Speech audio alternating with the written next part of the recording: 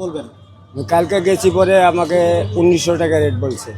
তখন আমি নিজে চীনা মানুষ দেখে আমি বলছি যে পার্মানেন্ট গ্যাস নেই, দুটো দুটো করে নেই, একটু কমে রাখেন। তারপরে আমার দিকে তাকায় 50 টাকা কম রাখছে। 50 টাকা 1900 টাকার নিচে বেশি না, 1850 টাকা রাখা যাবে। কোথায় এটা, কোথায়? এই যে এই দোকান সামনেই ডাইন সাইডে দোকানটা।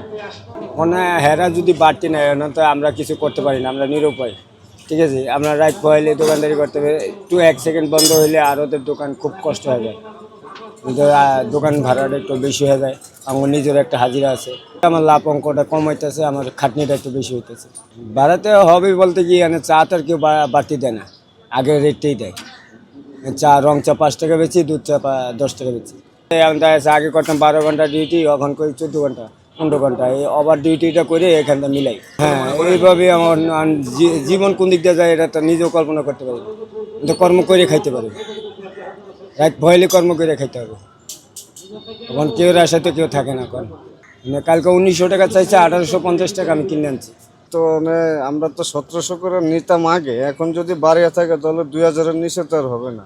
2000 টাকা দিয়ে নিতে গেলে আমাদের সমস্যা হয়ে যাবে, কারণ আমরা তার বাড়িয়ে কিছু নিতে পারবো না, মানে আমাদের লস আর কি।